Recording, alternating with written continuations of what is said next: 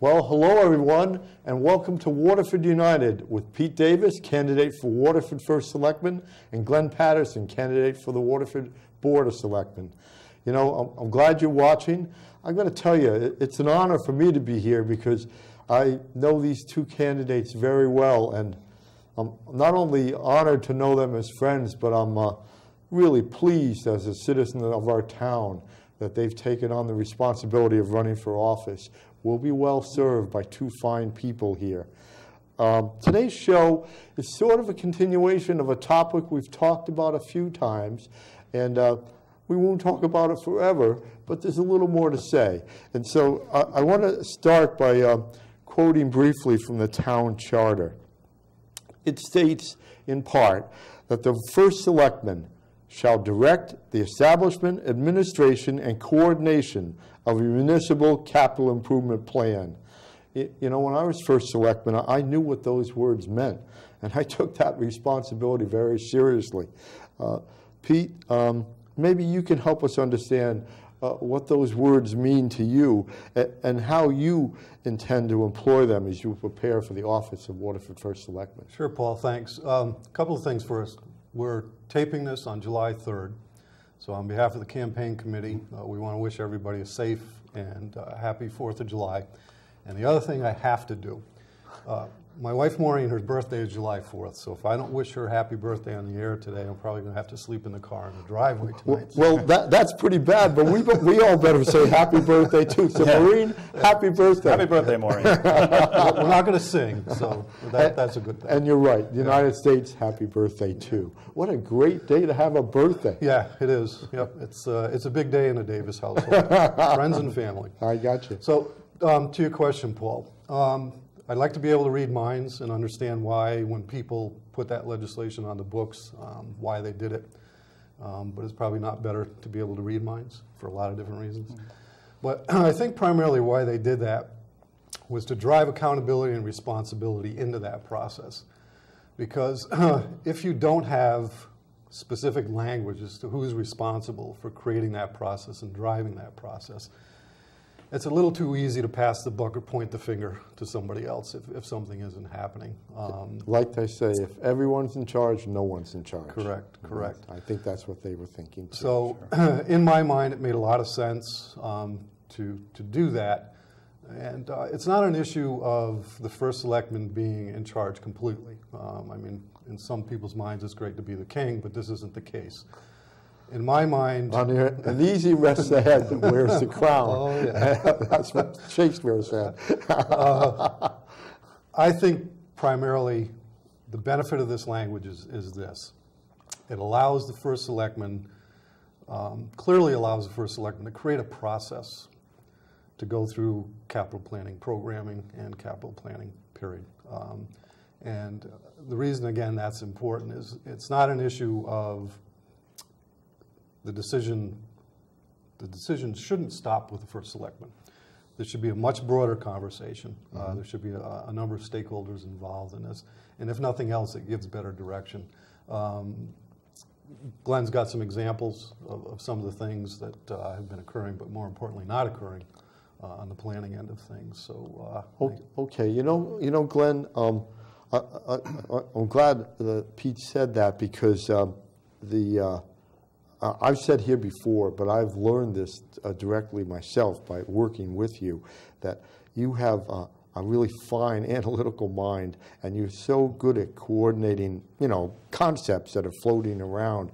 So we've all been witnessing what I've got to say as a citizen. I've been seriously concerned about on the lack of capital planning implementation in the years since I left office. I thought it would come to haunt us, and it is in many ways and costly ways. So maybe you could give us some examples of how planning is necessary in order for capital improvements to take place in an orderly manner. Sure, Paul. Every year, at the beginning of the year, prior to going into the budget season, the Board of Selectmen presents a document called the First Selectman's Capital Plan for that particular year. And to call that a document, a plan, is really not the whole story.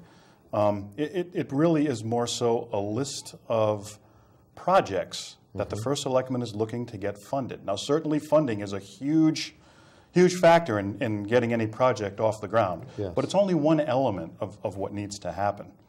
So when you say you have a capital improvement plan and you put that on a document, what's implied there is that maybe not on this budget document or financial document, but somewhere these tasks are prioritized and scheduled. So in the end, when you have the funding, you have some idea of which ones you're going to do first, or which ones maybe you've been funding for several years that you're now going to get going on, or and that they'll be scheduled out. And it's a 5-year plan that so the First Selectman's document really allows things to get rolling over the course of 5 years. That's a term in office. So what's on that document at the start of your term hopefully is done or well underway, if a single term is what's out there. So I took a look at, so along those lines of prioritization and scheduling, we looked at the 2016, the capital improvement budget just recently approved, where some of the projects were approved by the RTM. And there are several items on the list that it was pretty clear that this prioritization and planning element of capital improvement projects weren't, it wasn't there. And you look, and what you see is, if you go back through the record, through the capital improvement budgets over the years, there are projects that are deferred from year to year to year. And ultimately, that's at cost to the taxpayer, because, as everybody knows who has a home, you put a project off, and we've said this before on this program many times, you put things off for long enough, costs increase dramatically. There are three examples really that I looked on this year's list. Two of them had to do with bathrooms at Waterford Beach. The bathroom, one needs to be made handicapped accessible. I think the other bathroom needs to be completely redone.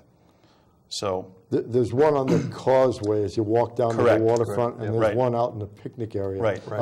I am an old timer because I hand dug the trench for the bathroom out in the picnic area. My back hurts just hearing you say that. Well, yeah, because people don't want to know how far that was, but it was a long way. So that particular item, the causeway bathroom, which is the one that needs to be replaced, Park and Rec's been looking for funding for that since 2014. They did finally get it this year, but in 2014, they were looking for around $60,000 to go off and do that project. That would be to replace that bathhouse? Correct. Yeah. In FY15, the next year... Old Mr. Ravetti put in the original plumbing. I probably don't even remember him. No, I don't remember. Related to George White's mom. Oh, my goodness. Anyway. Some names in town. Yes. Last year, those numbers got revised significantly upward when Park and Rec came back and asked again. And again, the project was put off. There was $112,000 last year. It did get approved this year for $126,000. So, that, again, you can't do, as we've said on this program also before, you can't recommend every project for funding. Right. And the amount of funding for capital projects every year is limited. So things do need to be planned out, maybe pushed out. But that's an example, and a pretty graphic one of, basically something doubling in price pretty rapidly. Not only that, I'm glad I'm not a handicapped person waiting for a bathroom. Yeah. My goodness. The other bathroom, it's a similar story. That goes all the way back to being requested starting in FY12. Yes. So 3 years ago. And that started out at $25,000. And then this year, when it was funded, it was $92,000. And finally, and I think this is the most dramatic one on that list, is the Oswegatchie Firehouse has had structural issues going back years. And again, since FY 2012, the Fire Commission back then, and now the Fire Office has come back and requested $250,000, or at the beginning they were looking for $250,000 to go do that project. Last year their request was $500,000, and it's been deferred again on this year's budget. So again, Wow. that's, you know, double the price and still counting on that particular item. And a significant public service structure. I mean, my goodness, you know, I remember it was Chief Jeff Lathrop.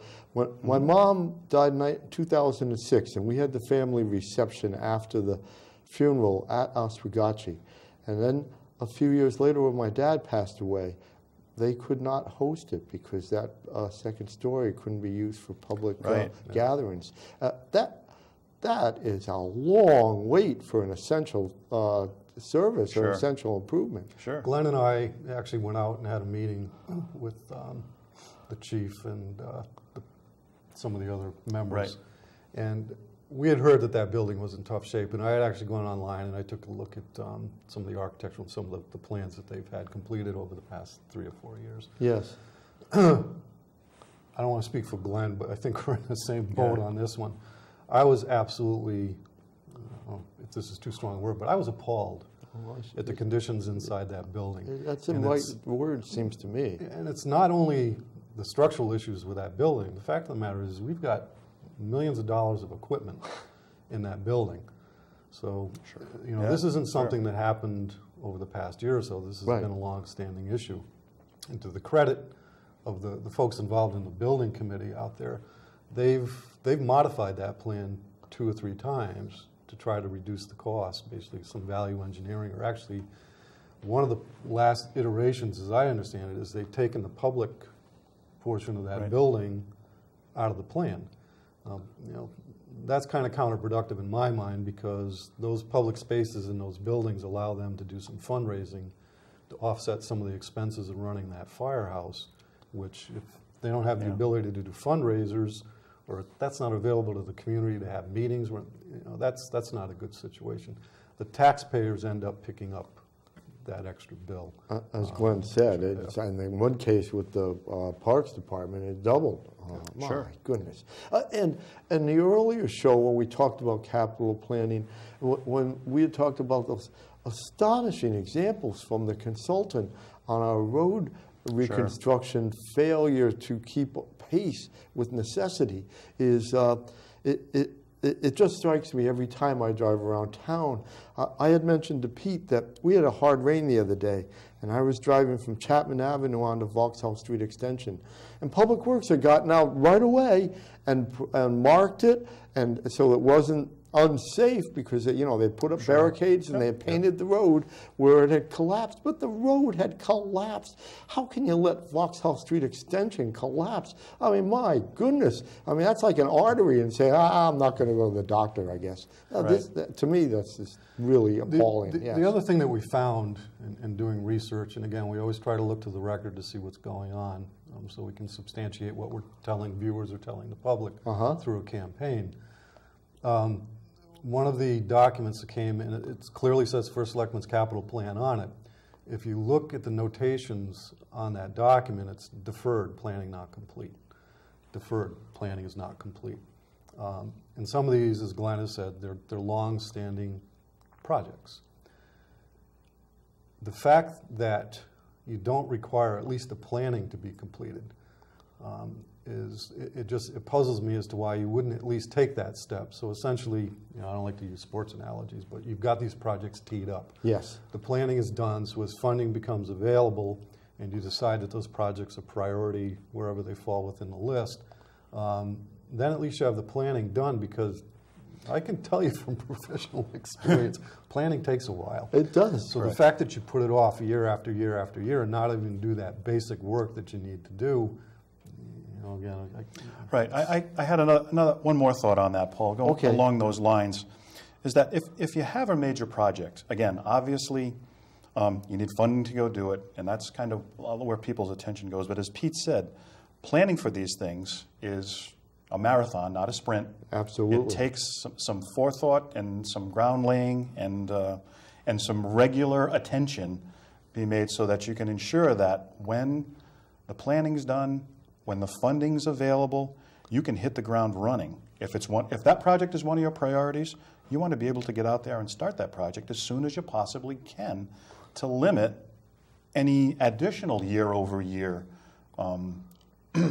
expenses or increases in the cost of the or project. impediments, right? Sure. Yep. You know, a classic example of what the two of you were talking about, and it shows how. But this is why communication and transparency is essential in this process too, because when Chief Pendleton retired last month, and we went to his retirement dinner, on the way in, he said to me, "Well, brother, we got the communication system done."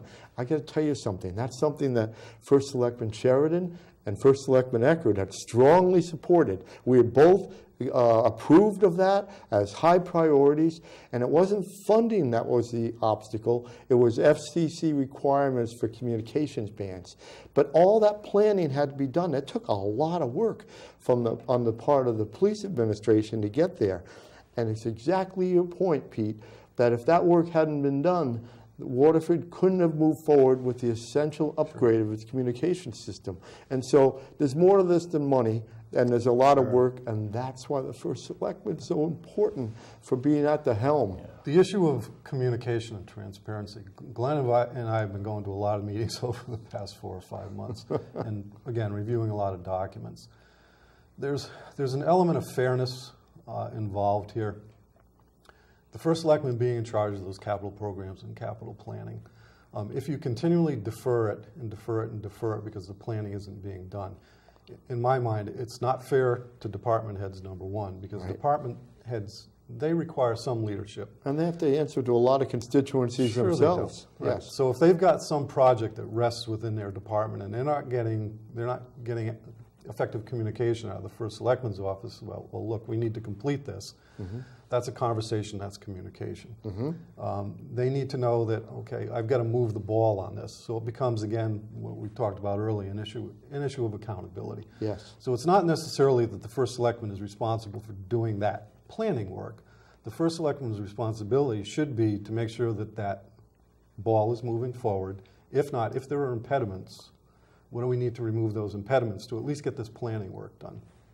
The other issue of fairness in my mind is one of the questions that we're sure we're going to hear when we're going door to door, and we've heard it already, is the public saying, well, how are we going to pay for all this? Yes. Because it's a significant issue. Sure. And because a lot of this has been deferred, basically the problem has been compounded because this list is growing and the dollars, as Glenn is noting, are doubling and tripling in some instances. Sure. We don't even know what it is. Mm-hmm. When people ask the question, how are we going to pay for all of this? Well, we don't know what this is. And that's an issue of communication, and that's an issue of transparency with the public, because unless the public knows what the magnitude of these projects are and what the total number is, they can't begin to get their minds around what needs to occur. Exactly. And the only way you're going to communicate that to the public or to your department heads or anybody else is you need to sit and go through those planning exercises. And it's an issue of getting everybody to the table. The other thing that I think Glenn and I have witnessed is that larger capital projects that seem to be attempting to try to figure out how to get them done or how to get the money program to get them done. They're all having conversations within their own little silos. And what everybody needs to understand in any organization, whether it's government or business, is if you're having conversations individually in little silos, you're not taking into consideration what the overall impact is. Because if you do something here, it's obviously going to impact something here. So there needs to be that level of communication and more people at the table so everybody understands that, well, if we say this is a priority and we do this, not to use the word suffer, but somebody else is going to suffer. Right. But those are the hard decisions that you need to make. But if you do the work and you explain it and you have a rationale for doing it, logical rationale for doing it, I think the public can be trusted with that information. Oh, absolutely. They're the final arbiters of all of this. And you know something? Your point is well taken about, yeah, it's a big mountain, but as you know, that Chinese proverb, a journey of 1,000 miles starts with a single step. Yep. But you've got to take that step by step. And the public has to be aware that that's what it is. And no, I don't think raising the questions is making promises that can't be kept. The only promise being made that I'm hearing is that there'll be a thorough, open, clear evaluation of what's necessary and what's possible as we try to go forward. One of the things that was really kind of amazing is we're sitting in a Board of Finance meeting and this is the chairman of the Board of Finance. He makes a statement, something to the effect of, I wish we did more prioritizing. I don't think we do that around here, and I'm not sure why we don't do that. That's what this process is designed to create. And you've got the first selectman sitting there in that meeting, and the Board of Finance chair makes that statement. In my mind, that's opening a door. That's saying, okay, we're concerned about this. We need to have a conversation. We need to put our heads together. No reaction from the first selectman at all, which, you know, maybe he got caught off guard. But the fact of the matter is, I'm on the phone the next day to the chairman of the Board of Finance saying, okay, yeah, we need to have a conversation. This process is long overdue. Let's sit down. Let's put our heads together.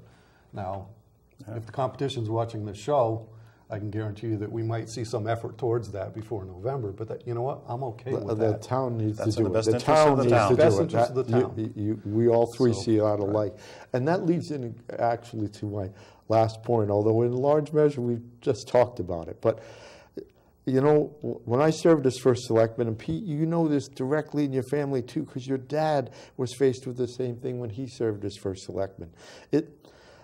The first selectman is the point in the town government where the buck does stop. And Absolutely. it's not that you do everything, but you're responsible. It's not an honor, it's a responsibility. It's a burden. And that's why the charter is written this way. And it's not that people were trying to aggrandize a certain individual with power. No. They're trying to make sure that priorities are set and things are done. So when you become first selectman, because as I sit here today and listen to these two gentlemen, they will be elected, I'm sure. We're going to work hard to make sure they are. But when you become first selectman, how will you initiate steps to make sure that everyone understands that the buck stops there? Well, I think the first thing you do after getting in the office and trying to get organized is find out where the door is. Yep, I know. And we've been through this to some extent. Yes. We need to bring all the stakeholders to the table. Yep. I think it's important right off the bat, if we have the privilege of sitting in that office after November 3rd, we need to get all the stakeholders in the room. And it's an issue of communicating what expectations are and beginning to set a process out so we can logically and pragmatically and responsibly start to approach Here's what the this. process will be. Everybody's under the same umbrella. Everybody's got the same guidelines. Now department heads, you know your jobs. Yes. Go off and tell us what you need here. Right. I think that's perfect because you know that there's very talented professional people in that town government. Absolutely. So we've got some great department heads. Let those talents shine. Sure. But again, in any organization, if management doesn't have some guidance or they don't know what the expectations are, yes, that's not fair to them because day to day they're coming into work and they don't know, well, what are we doing today, if anything. Or if in fact they throw something out on the table, they should have confidence enough, being professionals, that they can put something out on the table. They can offer some idea. They can say, okay, look, this is the way I think we should proceed. And those opinions in that conversation, there's value to that. And Glenn and I, quite honestly, haven't seen that going on based on what we're finding in the record. It hasn't been going on for years. And we need to get back to some sort of logical process to begin to tackle some of these issues. I think that is the best definition of understanding what the buck stops here that I've heard. It's not taking power. It's employing that centralization of authority to make sure that all the various parts of the government can function to the maximum capacity. That's really that's well put. Yeah, that's really what we're up to. And your take of how those original days would go is so reminiscent to me. I talked earlier about Chief Pendleton, but I was hardly in the door. And he was there seeing me about the communication system because he had the support of my predecessor, Mr. Sheridan. He wanted to make sure he'd have mine. That's how important it was to him as a professional. And I said, Chief, that's great. I already support it because I've been in government and I know what you're up to, but I'm going to hear from everybody too. And he said, no, that's good. But my point is that's exactly the right take because those ideas are there. The conversation costs you nothing. No, no. It's basically free. Yeah. That's right. And that's something we need to do. It's astonishing and humbling to realize not only how much the professionals and the work staff know about what has to be done and how to do it, but how much the taxpayers and the voters know too. They pay attention. Yeah, they know an awful lot. And if you think that they don't, then you're making a big mistake, because that is a humbling part of government is good. It's good, because that's why the word responsibility for establishing, administrating, and coordinating a municipal capital improvement plan is really the key operative concept. It's a big responsibility. So that's what we hope to do the first days of the administration, and then hopefully we build that process, we build that communication system, and we can make some decisions that are going to be valuable to the town going forward. That's perfect. You know, we promised you we wouldn't talk about capital improvements forever, but we've done 3 shows on it, I know. We're moving on to other topics with our next show, but we may circle back to this because they're all interrelated, and they're actually key to what the first selectman is responsible for, because as I've said many, many times, the various department heads, if they're doing their job, are providing you the services that the town government should be providing you in the right way.